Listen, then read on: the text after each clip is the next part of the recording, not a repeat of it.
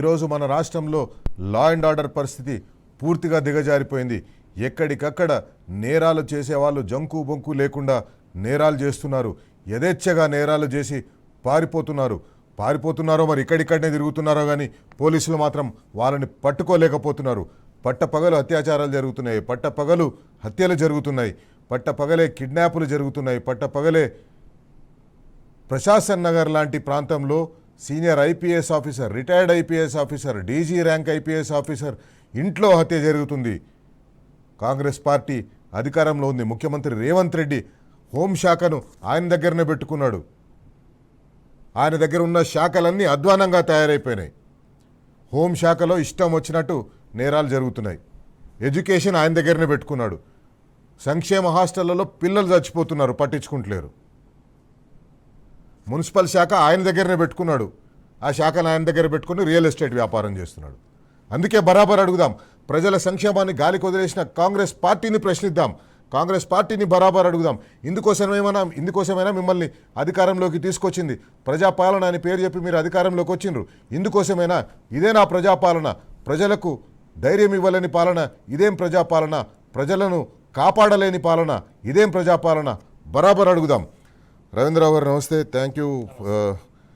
మనం చూస్తున్నాం 2-3 రోజుల నుంచి, సరే మీ ఫేవరెట్ సబ్జెక్టు ఉంది ధాన్యం కొనుగోలు, అక్కడ కూడా ప్రభుత్వం ఫెయిల్ అయిపోయింది, కింద మీద అయిపోతుంది.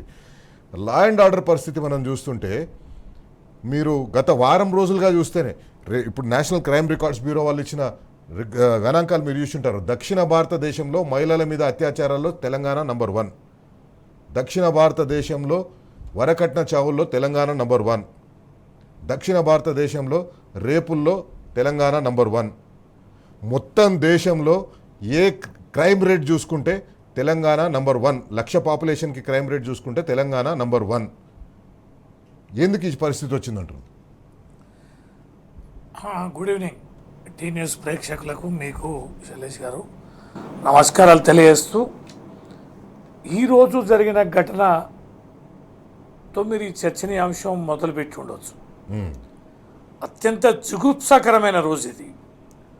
ఒక కేంద్ర మంత్రి, ఈ దేశాన్ని పరిపాలిస్తున్న పార్టీ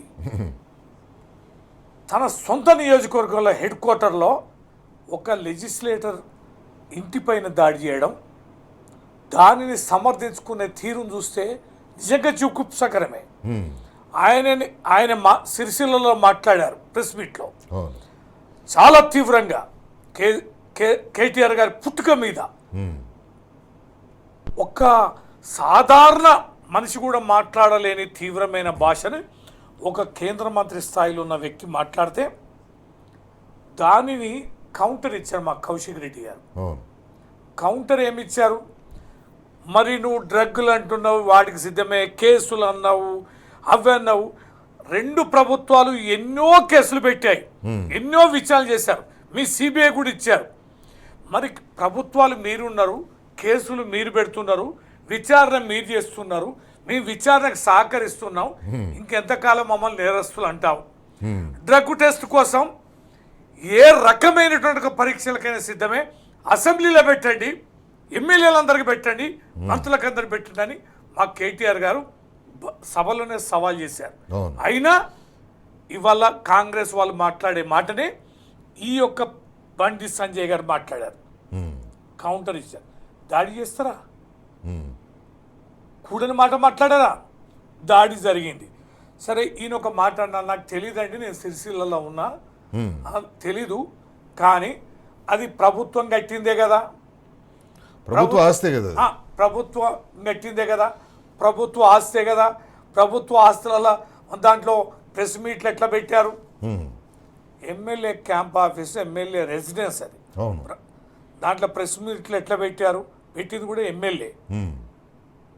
ఈ రకమైనటువంటి మాట మాట్లాడి అయినా ఎందుకు ఊరుకుంటారండి మా కార్యకర్తలు అని చెప్పి అనే విధానం అంటే ఇది పతాక శీర్షిక. ఇది తారస్థాయికి చేరింది రాష్ట్రంలో శాంతి భద్రతలు అనేది. నేను ఇంతకుముందు మన టీ న్యూస్కి వస్తుంటే దారిలో ఒక వీడియో చూసా, ఏదో వెహికల్ చెక్ చేస్తే ఒక అతను బండి ఆడబెట్టి పోయి ఇంట్లో పోయి ఒక పెద్ద కత్తి తీసుకొచ్చి మొత్తం పోలీసు వాళ్ళని మొత్తం ఉరికిస్తున్నాడు వాడు, ఆ, ఉరికిస్తున్నాడు, హల్చల్ చేస్తున్నాడు. అదేంటండి అన్నిటికంటే కీలకమైంది సోషల్ మీడియాలో విపరీతంగా ప్రాచుర్యంలో వచ్చింది. మన సుమతి గారు అవును సిపి గారు దిల్సుఖ్ నగర్లో నడి రోడ్డు మీద ఉంటే 40 మంది పోఖ్రీలు చేసినట. అంటే హైదరాబాద్ ఎక్కడుందండి?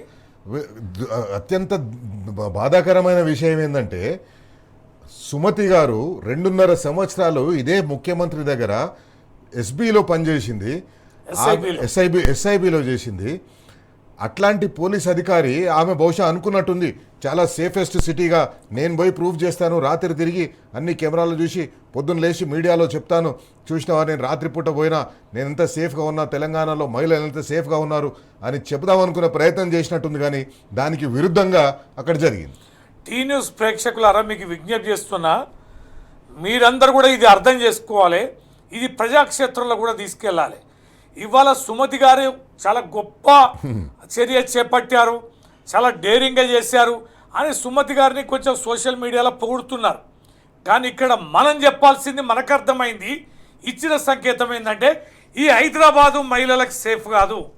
ఈ హైదరాబాద్లో తాగుబోతులు, డ్రగ్గిస్టులు, గూండాలు, రౌడీలు రాజ్యం వెళ్తున్నది హైదరాబాద్లో.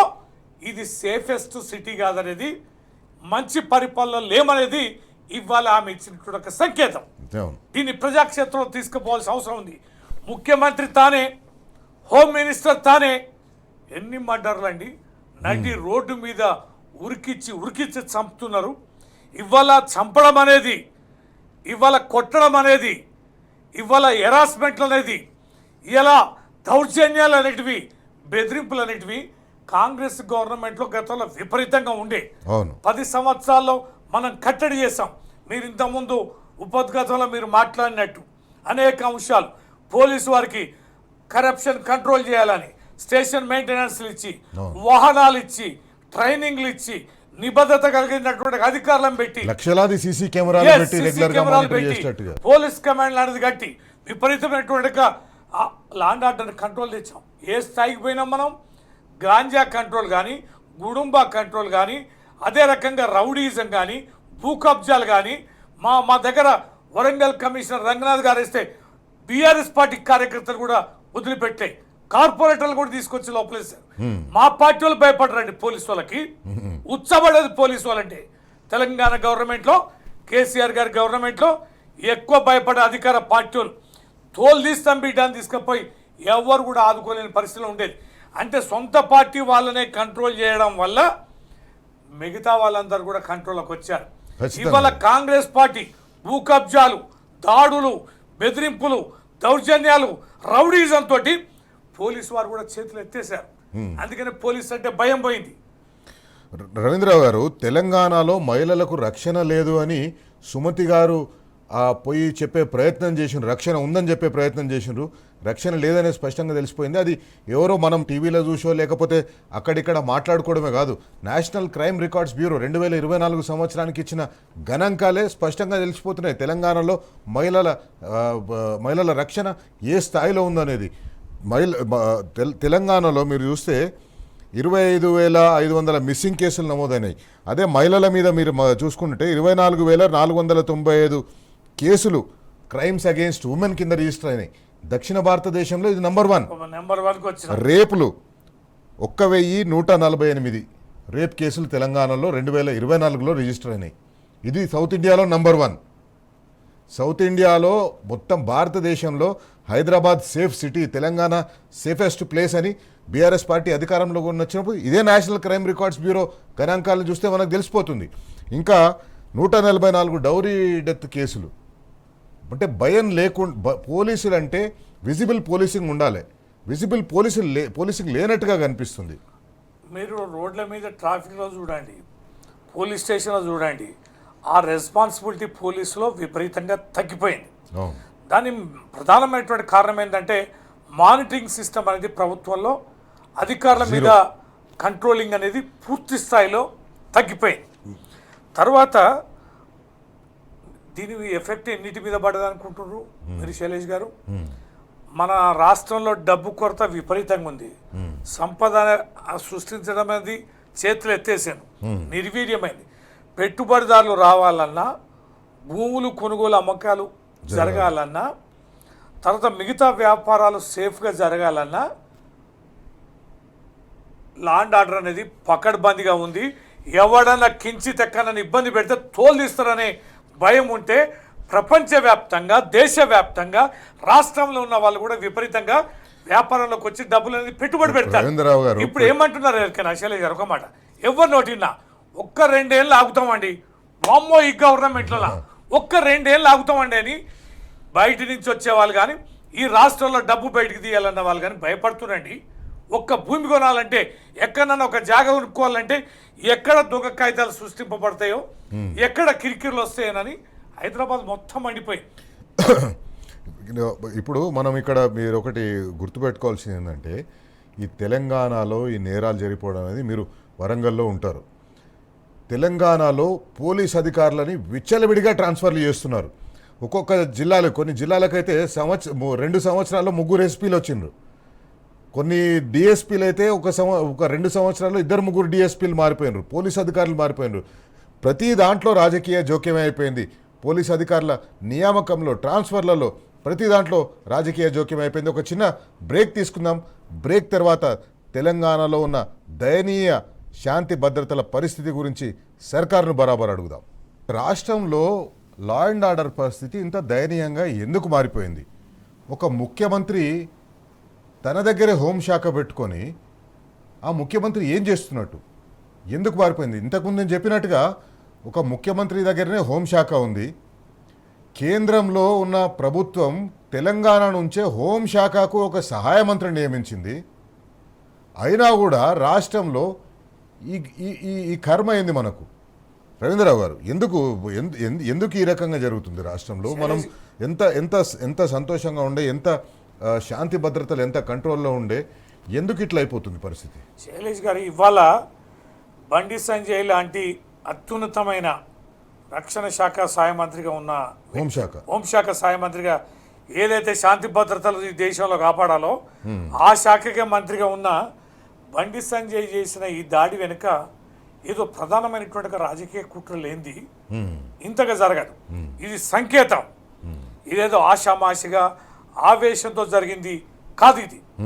ఇది ఒక ఎస్టాబ్లిష్డ్ పొలిటికల్ యాంగిల్లో జరిగినటువంటి అంశంగా అనిపిస్తుంది మనకి. పశ్చిమ బెంగాల్ కూడా చూడండి మీరు. పశ్చిమ బెంగాల్ ఇదే కథ. మమతా బెనర్జీ సిపిఎం పార్టీ విపరీతమైన ఘర్షణలు ఉండేది.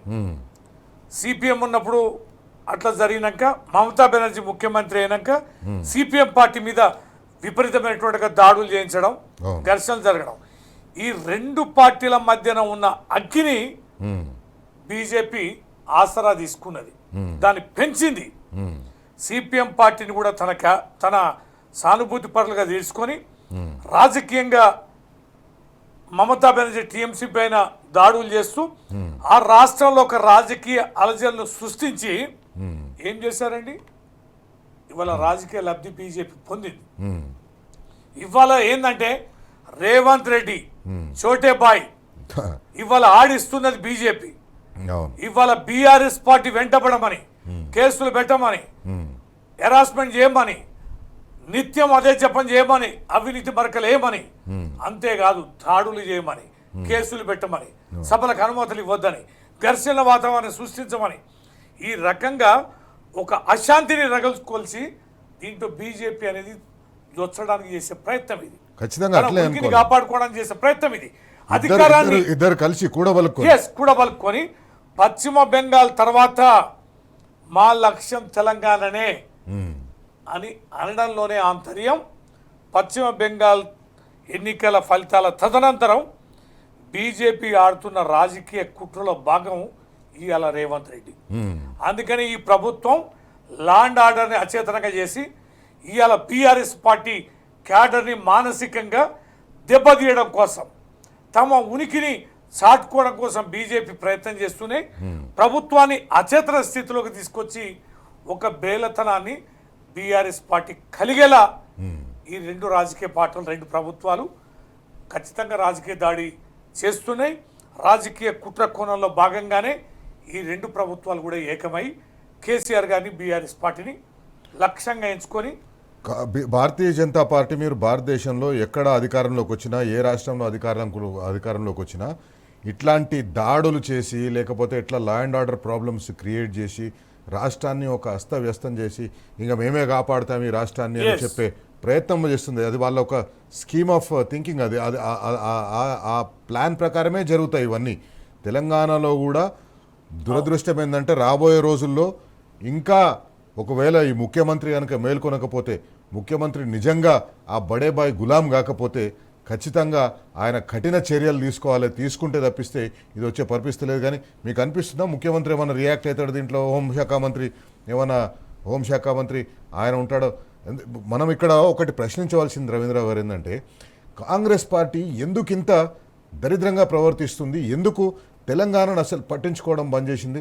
అధికారంలోకి వస్తే చాలు, ఇక్కడ నుంచి మూటలు అక్కడికి వస్తే చాలు అన్నట్టుగా అనిపిస్తుంది. ఇవాళ రేవంత్ రెడ్డి అనేటోడు ఈ ప్రభుత్వాన్ని మళ్ళా అధికారంలోకి తీసుకొచ్చే పరిస్థితి లేదు.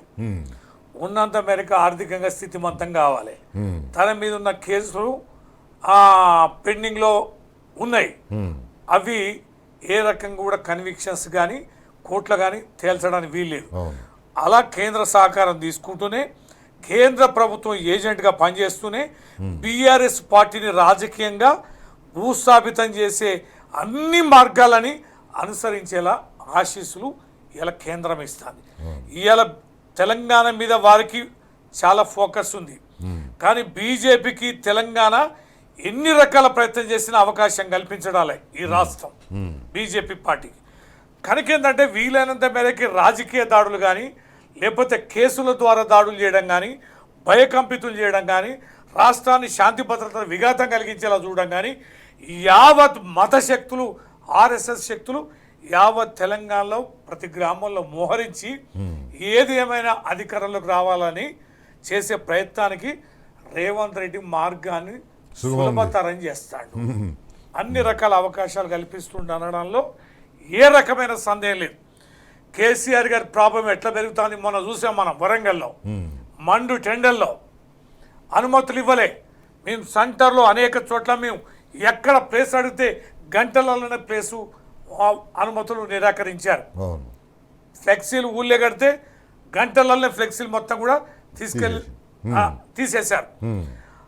ఎన్ని ప్రయత్నాలు చేసినా కూడా వరంగల్లో జరిగిన రైతు సంగ్రామ సదస్సు అనేది రైతుల్లో, ప్రజల్లో ఎంత తీవ్రమైన అసంతృప్తి ఉండడానికి బెస్ట్ ఎగ్జాంపుల్. ఆ వైబ్రేషన్ సభ, కేటీఆర్ గారు సభలో మాట్లాడుతుంటే అక్కడ రైతులు ఊగుతున్న విధానం, ఇస్తున్న రెస్పాన్స్, కొడుతున్న చప్పట్లు, అది చూసి ఇప్పుడు ఇలా యావత్ తెలంగాణ ఉన్న కాంగ్రెస్ భయకంపితులు అవుతున్నారు. అందుకనే ఓట్లు ఎట్లా కొనాలి, మొక్కజొన్నలు ఎట్లా కొనాలి, వేగంగా ఇప్పుడు మొత్తం బ్లాక్ లిస్ట్లో పెట్టిన రైసు మిల్లులు అన్నిటి కూడా ఇవాళ ఆర్డర్ ఇచ్చారు. వాళ్ళకు కూడా ప్యాడీ దించుకోవడానికి అవకాశం ఇవ్వాలని. వాస్తవంగా పెద్ద సమస్య ఏమైతుందంటే రైసు మిల్లర్లు చాలా మంది అవినీతి పాల్పడ్డారు. వారిని బ్లాక్ లిస్ట్ లో పెట్టారు. రవీంద్ర, ఒక చిన్న బ్రేక్ తీసుకుందాం. బ్రేక్ తర్వాత కేవలం లా అండ్ ఆర్డర్ పరిస్థితే కాదు, రాష్ట్రంలో వ్యవసాయదారుల పరిస్థితి కూడా ఈ రాష్ట్రం ఈ ప్రభుత్వం నిర్లక్ష్యం వల్ల, ఈ ప్రభుత్వం చేస్తున్న కార్యక్రమాల వల్ల అగమ్య గోచరంగా అయిపోయింది. వరి ధాన్యం కొనేటోడు లేడు. మంత్రి ఏమో ఒక పక్క మేము వరిధాన్యం కొంటున్నామంటారు. మీరు వరిధాన్యం కొంటున్నట్టుంటే 15 రోజులు 20 రోజులుగా ఎందుకు రైతులు ఎదురు చూస్తారు కళ్ళాల దగ్గర? రాష్ట్రంలో లా అండ్ ఆర్డర్ పరిస్థితి ఈ రకంగా ఉంటే రాష్ట్రంలో మరో ముఖ్యమైన, రాష్ట్రానికి జీవనాధారమైన, రాష్ట్రానికి వెన్నుముకైన రైతుల పరిస్థితి మరింత దయనీయంగా తయారైపోయింది. ప్రభుత్వం, వ్యవసాయ శాఖ మంత్రి కానీ, సివిల్ సప్లైస్ మినిస్టర్ కానీ, ముఖ్యమంత్రి కానీ రైతులను పట్టించుకున్న పాపాన పోతలేరు. రైతులకు బోనాలు ఇవ్వాల్సి వస్తుందని చెప్పేసి పంట కొనుగోలు చేయకుండా తాత్సారం చేస్తున్నారు. వాళ్ళు ఎక్కడైనా అమ్ముకుంటారని. అకాల వర్షాలతోటి పంటలు నష్టపోతున్నాయి. కష్టపడి పండించిన పంట చేతికొచ్చే టైంకి వీళ్ళ నిర్వాకం వల్ల, వీళ్ళ నిర్లక్ష్యం వల్ల ఆ పంటలన్నీ నష్టపోతున్నాయి. రవీంద్రరావు గారు, ఇప్పటికీ చూస్తున్నాం మనం, దాదాపు 25-30 రోజులు అవుతుంది రైతులు పంట కోసి ఎదురు చూస్తున్నారు పంట కొనుగోలు చేస్తామని చెప్పేసి. సెక్రటేరియట్లో కూర్చొని వ్యవసాయ శాఖ మంత్రి, సివిల్ సప్లైస్ మంత్రి మాత్రం మేము పంట మొత్తం కొంటున్నామని చెప్పేసి చెప్తున్నారు. వాస్తవం అట్లున్నట్టు కనిపిస్తలేదు. ఇప్పుడు 2 ప్రధానమైన పంటలు ఉన్నాయి శైలేష్ గారు. ఒకటి మొక్కజొన్న. మొక్కజొన్న ఈసారి ఎందుకు విపరీతమైనటువంటి పంట వచ్చిందంటే ప్రధానంగా పత్తి వల్ల చాలా రైతులు నష్టపోయిన ఇబ్బందులు పాలైనరు. కాబట్టి వాళ్ళు పత్తికి సబ్స్టిట్యూట్గా మొక్కజొన్న వేశారు. నెంబర్ 1. నెంబర్ 2 ఏంటంటే చాలా జిల్లాల్లో మిర్చి కూడా ఉంది. ఆ మిర్చితోటి కూడా బాగా ఇబ్బందులు వస్తున్నాయి, ఖర్చు ఎక్కువ అవుతుంది, రోగాలు ఎక్కువ వస్తున్నాయి అని చెప్పని వాళ్ళు కూడా మొక్కజొన్నకు పోయారు. మొక్కజొన్న విత్తనం వేసిన కాడ నుంచి ఈ ప్రభుత్వానికి తెలుసు ఎంత మొక్కజొన్న వేశారు, మిగతా పంటలు ఎంత పడిపోయినాయని. ఆ మొక్కజొన్న ఎట్లా కొనాలి, వాటికి ఎన్ని బ్యాగ్స్ అవసరమైతాయి, వాటికి ఎంత గోడౌన్స్ అవసరం ఉంటుంది, ఎన్ని కొనుగోలు సెంటర్లు పెట్టాలి, ఏ రకంగా ట్రాన్స్పోర్టేషన్ ఇవ్వాలని కనీస జ్ఞానం లేదు శైలేష్ గారు. నేను మా మహిబాద్ జిల్లా మొత్తం విజిట్ చేసిన, ఉమ్మడి వరంగల్ జిల్లా విజిట్ చేసిన. నేను మహిబాద్ జిల్లాలో 18 సెంటర్లు ఓపెనింగ్ అని పేపర్ మీద ఇచ్చారు, కానీ 2 సెంటర్లు మాత్రమే కొనుగోలు స్టార్ట్ చేసామన్నారు. మహిబాద్ మార్కెట్లో, కేశవంతరం మార్కెట్లో కొన్నది ఎంత అంటే 10%. అదే మార్కెట్లో మాత్రం విపరీతంగా బ్రోకర్లు, వ్యాపారస్తులు 1400-1500 కింటా, 2400 అంటే నేను పోయిన రోజున 95,000 క్వింటాలు మొక్కజొన్న మహబూబాద్ మార్కెట్లో కొంటే 185 క్వింటాలు మాత్రమే మార్కెట్. ఇక మిగతా 16 సెంటర్ల కొనుగోలు కూడా లేదు. ఉమ్మడి వరంగల్ జిల్లాలో 4.5 లక్షల ఎకరాల్లో పంట వేసారు. ఎంత పంట అండి? ఆ పంట మొత్తం కూడా రోడ్ల మీద ఉంది. ప్రైవేట్ వాళ్ళు అడ్డి పావుషేర్ అడుగుతున్నారు. 2,400 రూపాయలు, 1,000 రూపాయలు డిఫరెన్స్ వస్తుంది. మొక్కజొన్న పరిస్థితి అట్లుందా? నేను వరికల్లాలకు వెళ్ళినా, ప్రతి వరికల్లంలో నేను చూసిన శైలేష్ గారు, ఒక్కొక్క వరికల్లాల్లో 15,000, 20,000 క్వింటాల వరి ధాన్యం స్టాక్ వచ్చింది. నేను పోయి చూసా, ఇప్పటి వరకు ఎంత అమ్మిండ్రు అన్నాం. 12 రోజులల్లా వాళ్ళు అమ్మింది 2,000 క్వింటాలు. ఒక విలేజ్, ముడుపుల్ అనే విలేజ్ పోతే 2,000 క్వింటాలు. మరి ఇప్పుడున్న ధాన్యం ఎంత? 15,000 ఉంది. ఇంకెంత వస్తుంది? ఇంకా 8,000 వస్తుంది. ఈ 15,000 క్వింటాలు కళ్ళంలో ఉన్నది వచ్చే 8 కొనడానికి ఎంత కాలం? 1.5 మంత్ పడుతుంది. వీళ్ళు కనుక అదే స్పీడ్లో, అదే రేంజ్లో కనుక కాంటా వేస్తే, ఈడ సమస్య ఏంటంటే రైస్ మిల్లర్లు దింపుకోవడాలే, దొడ్డోళ్ళు దింపుకోమంటారు, తూర్పాల సరిగా పడలేదంటారు. ఇవాళ తూర్పార పడతారు శైలేష్ గారు, సాయంత్రం గాలిదువారం వస్తుంది, మళ్ళీ డస్ట్ పడుతుంది, మళ్ళీ తెల్లారి తూర్పార పట్టాలి, మళ్ళీ తెల్లారి మళ్ళీ అదే కథ. వాడు కాంటాయేడు, బస్తాలు రావు, హమాలీలు తక్కువ ఉన్నారు, లారీలు రావు. లారీలు పోయినా కూడా రైస్ మిల్లర్ల దగ్గర దించుకునే పరిస్థితి లేదు. రైస్ మిల్లర్లని మీ లారీలు దించండి అని చెప్పని అడిగేటోళ్ళు లేడు. వాని పేచి ఏంది, ఇళ్ళ డస్ట్ వచ్చింది, ఇళ్ళ తాలు వచ్చింది, నేను దించుకోని అంటాడు, దొడ్డోట్లు దించుకోని అంటాడు. ఆడ క్యూ ఉంటుంది. ఒక్క అధికారి లేడండి. ఎన్ని కళ్ళాలు తిరిగినా మేము, పేరుకు కలెక్టర్లు అట్లా పోయి ఫోటో ఫోజులకు పోయి వస్తున్నారు. ఒక్క ఎమ్మెల్యే విజిట్ చేయడాలే. ఈ మొనగాళ్ళు ఉన్నారు కదా, ఇంతగా మాట్లాడుతున్నారు కదా, బ్రహ్మాండంగా కొంటాం మొత్తం బీఆర్ఎస్ చెప్పే తప్పే అంటారు కదా. మేము సవాల్ చేసాం, ఏ జిల్లాల ఏ ఎమ్మెల్యేలు, ఏ మంత్రులు ఎన్ని కళ్ళాలు తిరిగిండ్రు, ఎన్ని కాంటాలు ఇచ్చారు? రాజకీయ నాయకత్వం బలంగా ఉంటే, రాజకీయ నాయకత్వం చిత్తశుద్ధితో ఉంటే, కొనేటవాడు అధికారులు, మీరు అన్నట్టు అధికారులు అక్కడ ఉంటారు, కొనేవాడు కొంటాడు, రైతులు సుఖంగా ఉంటారు. ఇక్కడ వీళ్ళు ఎవరు పట్టించుకుంటలేరు.